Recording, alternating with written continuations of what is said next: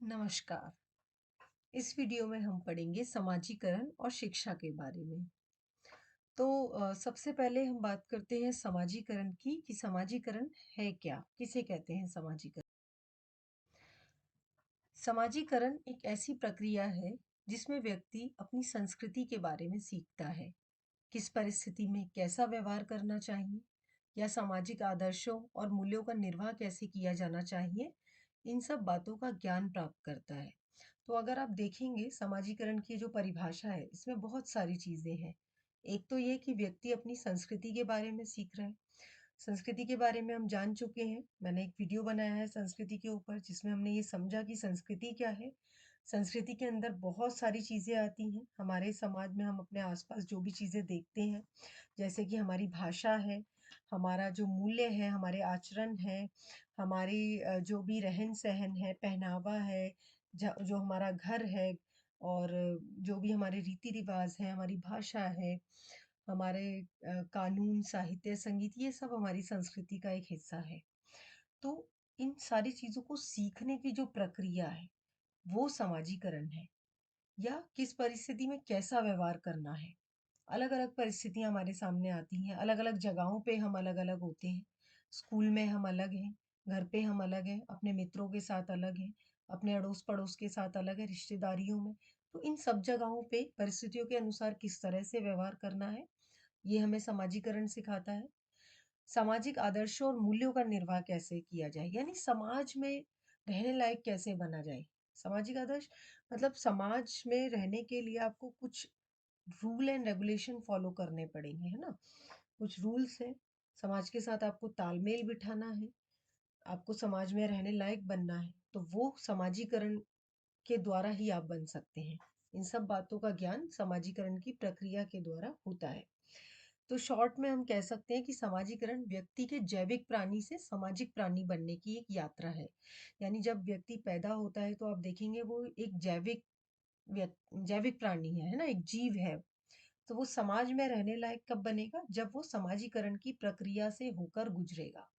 और ये समाजीकरण की प्रक्रिया बहुत सहज होती है। जब बच्चा घर में पैदा हो रहा है, जो कुछ भी देख रहा है आसपास, देख रहा है, सुन रहा है, सीख रहा है, ये जो सीखना है, ये ही समाजीकरण है। उसको कोई जानबूझ के नहीं सिखाया जा रहा। वो सहज रूप से ये सारी चीजें आत्मसात करता जा रहा है अपने अंदर, सीखता जा रहा है। हमारे घरों में जो भी रीति रिवाज हो रहे हैं, वो बच्चा सीख लेगा। आसपास जो भी माहौल है हमारे, आप देखिए घर की संस्कृति भी बच्चा सीखता है, फिर अपने आस पड़ोस की संस्कृति भी बच्चा सीखता है, फिर विद्यालय की संस्कृति भी बच्चा सीखता है, फिर किसी राज्य में है तो वहाँ राज्य की संस्कृति, उसके बाद किसी देश में है तो उस देश की संस्कृति। तो ये जो पूरी आस-पास की चीजें हैं, जो परिस्थिति है, आस-पास जो भी कुछ सीख रहा है, वो सब समाजीकरण है। तो हम कह सकते हैं बेसिकली कि समाजीकरण की प्रक्रिया मूल रूप से व्यक्ति की पहचान, अस्मिता और उसके सामाजिक समन्वय की प्रक्रिया है। समाज में किस तरह से रहा जाए, कैसे बैलेंस बनाया जाए, उसकी प्रक्रिया है, जो हर एक व्यक्ति के विकास के लिए ज़रूरी है। व्यक्ति विकसित तभी हो पाएगा ना जब वो समाज का हिस्सा होगा, और समाज का हिस्सा बनने के लिए उसे समाजीकरण की प्रक्रिया से गुज़रना पड़ेगा। अब समाजीकरण की कुछ विशेषताएँ हैं। पहली विशेषता कि ये एक गतिशील प्रक्रिया है, ये हमेशा चलने वाली प्रक्रिया है, चलती रहती है। समाजीकरण ऐसा नहीं है कि हाँ, एक बच्चा है, अब वो 9 साल का हो गया, उसका समाजीकरण हो गया, खत्म काम, नहीं। समाजीकरण हमेशा चलता रहेगा। हम किसी समाज में, उस समाज में क्योंकि देखिए एक तो समाज में हमेशा परिवर्तन होते रहते हैं, समाज भी बदलता रहता है।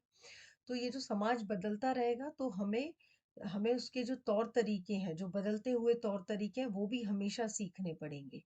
इसीलिए समाजीकरण एक हमेशा चलने वाली प्रक्रिया है। उसके बाद समाजीकरण आजीवन चलने वाली प्रक्रिया, गतिशील गतिशील चलती रहती है, और आजीवन यानी हमेशा चलती रहती है।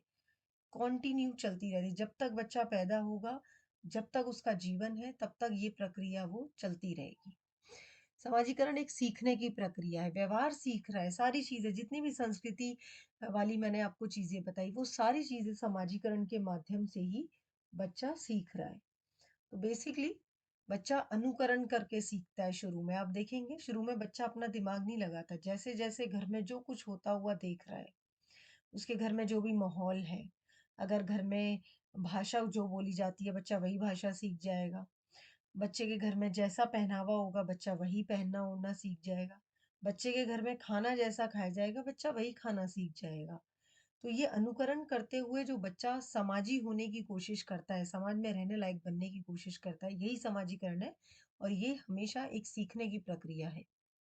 समाजीकरण समाज की सांस्कृतिक विरासत को आत्मसात करना है। जो भी हमारी सांस्कृतिक विरासत है, संस्कृति से जुड़ी हुई चीज़ें हैं, उसको आत्मसात करना, सीख लेना, अपने अंदर समा लेना एक तरह से, यही समाजीकरण है। समाजीकरण व्यक्ति को सामाजिक बनाने की प्रक्रिया, समाज में रहने लायक बनाने की प्रक्रिया है। बेसिकली समाज के साथ तालमेल बिठाने की प्रक्रिया है। क्योंकि अगर व्यक्ति का समाजीकरण नहीं होगा, वो समाज से कुछ हटके काम करेगा, तो उसका बहिष्कार होने लगता है। जो समाज में जो प्रचलित मान्यताएँ हैं, अगर कोई व्यक्ति उनसे हट के कुछ काम करता है, तो समाज उसका बहिष्कार कर देता है। तो समाज में बनने लायक रहने के लिए समाज में रहने लायक बनाना, वो समाजीकरण का काम है। अब समाजीकरण क्यों ज़रूरी है? पहला ज़रूरी है अनुशासन का पाठ पढ़ाने के लिए। समाज में रहना है, तो कुछ रूल्स एंड रेगुलेशंस फ़ॉलो करने पड़ेंगे। तो ये अनुशासन हमें समाजीकरण से आएगा। समाजीकरण व्यक्ति को सामाजिक व्यवहार में कुशल बनाता है। हमें किससे कैसे व्यवहार करना है, समाज में किस तरह से रहना है, किन नियमों का पालन करना है, किन मूल्यों का पालन करना है, ये सारी चीज़ें हमें समाजीकरण के द्वारा ही सिखाई जाती हैं। समाजीकरण व्यक्ति को अपने सामाजिक दायित्वों का बोध कराता है। अब क्योंकि व्यक्ति समाज में जब रहता है तो उसके बहुत सारे सामाजिक दायित्व होते हैं, है ना? छोटे से लेके बड़े तक।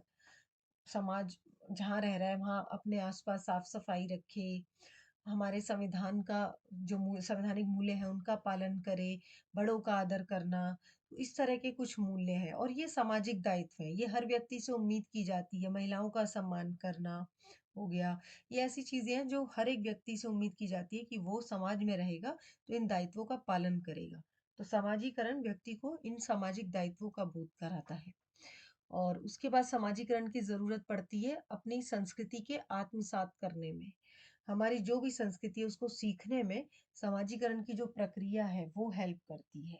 ठीक है? तो समाजीकरण बेसिकली यही है जो भी हम अपने आस-पास जिस समाज में व्यक्ति पैदा हो रहा है, वहाँ जो भी चीज़ें वो समाज की चीज़ों को जो आत्मसात कर रहा है, सीख रहा है, वो उसका समाजीकरण हो रहा है। इसीलिए आप देखेंगे अलग-अलग समाजों में समाजीकरण अलग-अलग मिलेगा। जैसे इंडिया यहाँ भारत में कोई व्यक्ति है और कोई व्यक्ति अमेरिका में है, तो दोनों का समाजीकरण अलग तरह का होगा। यहाँ के व्यक्ति की के अलग मूल्य, अलग संस्कृति, पूरा सिस्टम जो है वो अलग तरीके से होगा। जो अमेरिका का व्यक्ति है उसका समाजीकरण बिल्कुल अलग तरीके से होगा। तो अलग-अलग समाजों के हिसाब से समाजीकरण में भी अंतर होता है। अब समाजीकरण के कारक क्योंकि बच्चा जब पैदा होता है तो सबसे पहले वो अपने माता-पिता के संपर्क में ही आता है। तो सबसे पहले कारक जो प्राथमिक समाजीकरण बच्चे का होता है वो माता-पिता के द्वारा अपने परिवार में होता है, ठीक है? तो सबसे पहले माता-पिता उसके बाद परिवार के जो अन्य सदस्य हैं वो समाजीकरण का कारक बनते हैं। उसके बाद बच्चे का जो दूसरा द्वितीयक समाजीकरण है वो होता है विद्यालय में क्योंकि ज़्यादातर बच्चा या तो टाइम अपने घर पे बिताता है या फिर विद्यालय में बिताता है। तो विद्यालय है द्वितीयक स्रोत ऑफ समाजीकरण, ठीक है? उसके बाद समुदाय भी बहुत सारी चीज़ें वो समुदाय से सीखता है, बहुत सारी चीज़ें आजकल मीडिया से बच्चे सीख रहे हैं, सोशल मीडिया से सीख रहे हैं। तो मीडिया भी एक बहुत इम्पोर्टेंट रोल निभाता है समाजीकरण में क्योंकि आप देखिए कि बच्चे फ़ॉलो करते हैं मीडिया में बहुत सारे लोगों को, बहुत सारे आइडियल बना लेते हैं और उनके नक्शे कदम पर चलते हैं। तो इस तरह से मीडिया भूमिका निभाता है। समुदाय जो हम आस-पास जिस जगह पे हम रह रहे हैं वहाँ पे आस-पास का जो भी माहौल है उसको हम अडॉप्ट कर लेते हैं। आपने देखा होगा कई बार कि हमारी भाषा अलग है लेकिन हमारे जो आस-पास की भाषा है हम सामान्यतः वही भाषा बोलते हैं। तो वो हम समुदाय के हिसाब से चलते हैं। तो समुदाय भी हमारे समाजीकरण में हेल्प करता है। उसके बाद राज्य भी हेल्प करता है। राज्य यानी जो भी सरकार है, वो भी हमारे समाजीकरण में मदद करती है क्योंकि सरकार हमारे लिए बहुत सारी सुविधाएँ या बहुत सारी नीतियाँ बनाती है, बहुत सारे ऐसे डिसीज़न लेती है, जिनका डायरेक्ट हमारे ऊपर फ़र्क पड़ता है। तो कहीं न कहीं सरकारें भी हमारे समाजीकरण में अपना इन्वॉल्वमेंट रखती हैं। और उसके बाद कार्यस्थल। अगर आप देखें तो परिवार और विद्यालय के बाद जो तीसरा स्थान है जहाँ पे व्यक्ति ज़्यादा समय बिताता है वो है उसका कार्यस्थल। तो ये कार्यस्थल भी एक तरह के समाजीकरण का कारक बनता है, जहाँ पे व्यक्ति रहते हुए बहुत सारी चीज़ें सीखता है, वहाँ पे वो बहुत सारे लोगों के साथ काम करता है। तो किस व्यवहार है, भाषा है, खान-पीन का तरीका कई बार या पहनने का तरीका, सलीका, ये सारी चीज़ें व्यक्ति कई बार अपने कार्यस्थल से भी सीखता है। तो समाजीकरण का एक महत्वपूर्ण कारक ये भी है। इसके अलावा और भी अन्य कारक हो सकते हैं, बताइएगा आप कमेंट सेक्शन में। अब है विद्यार्थियों के समाजीकरण में विद्यालय की क्या भूमिका है, शिक्षा की क्या भूमिका है? देखिए, एक तो ये समझिए कि शिक्षा जो है, शिक्षा भी समाज का हिस्सा है और शिक्षा का काम है, जो भी हमारे समाज में जो संस्कृति है, जो भी हमारे मूल्य हैं, वो हमें सिखाए, वो एक किसी बच्चे को सिखाए। शिक्षा का ये काम है क्योंकि शिक्षा भी समाज का एक हिस्सा है, ठीक है? तो शिक्षा के द्वारा समाजीकरण की प्रक्रिया में बहुत योगदान मिलता है। अ, किसी ने एक बार पूछा भी था इस सवाल कि शिक्षा और समाज का क्या संबंध है? तो शिक्षा एक इस समाज का ही हिस्सा है। आप देखेंगे शिक्षा इसी समाज का हिस्सा है जहाँ पे हम रह रहे हैं। तो शिक्षा का ये कार्य है कि समाज में जो भी चीज़ें हो रही हैं, जो भी हमारे समाज की संस्कृति है, मूल्य है, वो हमें सिखाए, हमारे समाज के विकास में योगदान दे, हमारे सामाजिक परिवर्तन में योगदान दे शिक्षा। हम समाज में बदलाव तो लाना चाहते हैं, कैसे लाएँगे? तो शिक्षा इसमें अपनी भूमिका निभाए। हमें ऐसी शिक्षा मिले जो हमें बदलाव में मदद करे। समाजीकरण में शिक्षा अपनी महत्वपूर्ण भूमिका निभाती है। ठीक है? और हमारी संस्कृति का संवर्धन और संरक्षण करने में संस्कृति भी समाज का हिस्सा है, शिक्षा भी समाज का हिस्सा है।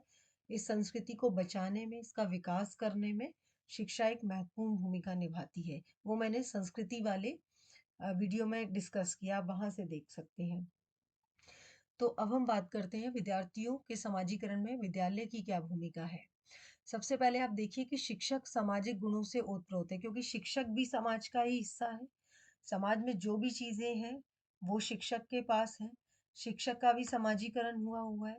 तो जो भी शिक्षक व्यवहार करेगा, बच्चे भी उसके व्यवहार को देखकर सीखेंगे।